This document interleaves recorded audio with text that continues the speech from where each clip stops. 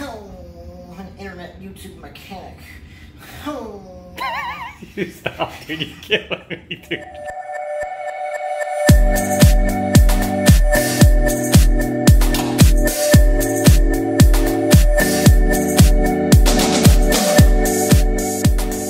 What's going on, everybody? Welcome back to the channel. Today we have Mr. So Nuts Racing.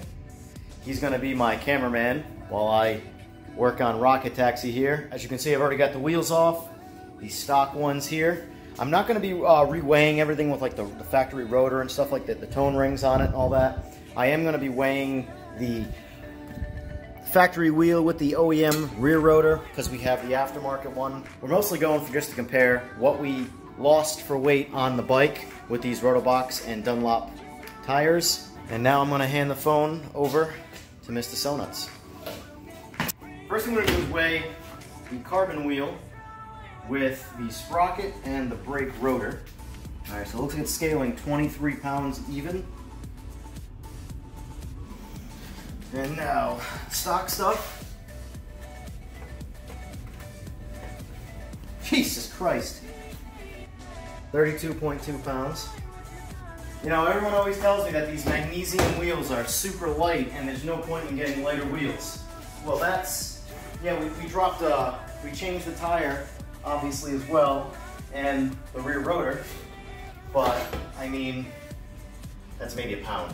We just dropped 9 pounds on the rear assembly so far. That's gonna do something. If you don't think it doesn't, you're in the wrong industry. Now we're gonna weigh the Rotobox front wheel.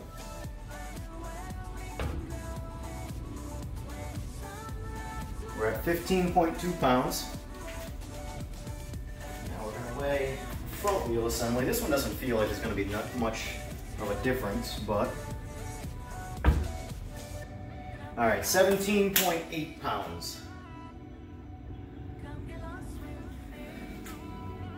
So, what did I say that one was? 15.2? So that's 2.6 pounds off the front and 9 pounds off the rear. Anybody who says don't bother replacing your magnesium wheels on an R1 with carbon wheels just doesn't want to spend $3,500 on carbon wheels. That's all that is. So now I'm going to mount the accessories up to these wheels. So this one I need to bolt the tone ring and the rotor to this side and then mount it up, and the rear wheel just needs to bolt the same rotor and tone ring on it.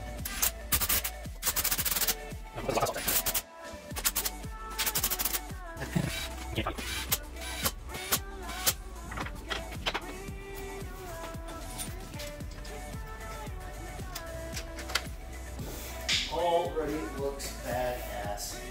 I'm not going to do the, actually, no, screw it, we'll do both. So, not really touching, but anyway, that's, now the pads aren't pumped up right now. We are going to make this a floating rotor. I'm waiting on buttons to come in, unfortunately. The pads were dragging just a little bit right there. Let's pump them all the way back up. And this is why you need a floating rotor.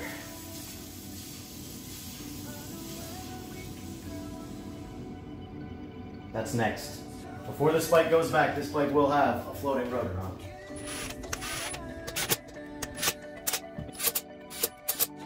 When you guys put grease on the axles, I don't even understand it. The bearings it would spin. It doesn't, the axle itself isn't spinning. I don't know why you guys grease axles all the time.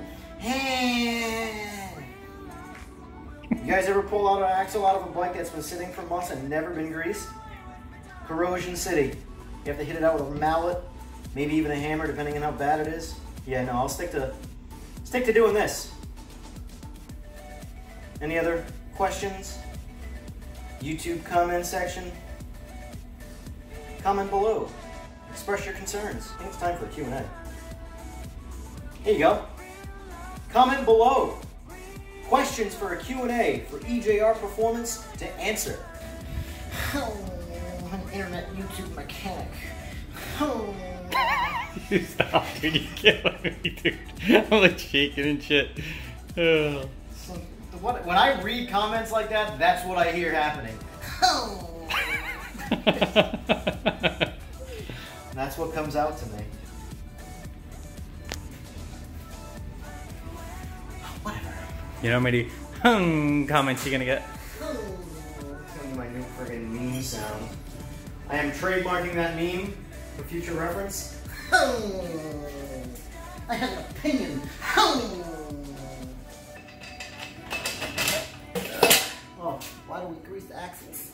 That's why we grease axles, because I just went in so easy.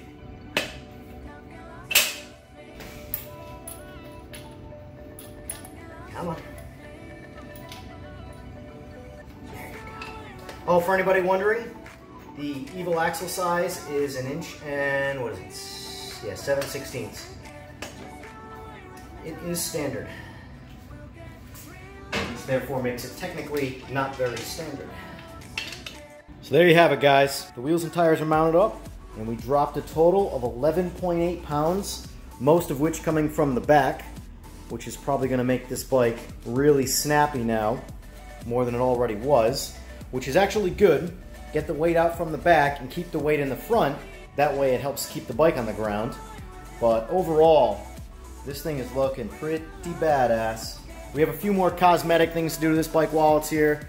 Levers, a seat cowl, amongst a couple of other little things going on here and there. But for the most part, this bike is nearing its completion. We do have some MR12 tuning to do. We're going to be doing that with a second ECU. But my God, does this thing look good. Alright, that's going to go ahead and conclude this video. I appreciate you watching, guys, and I'll see you in the next video. Enjoy this little montage of pictures.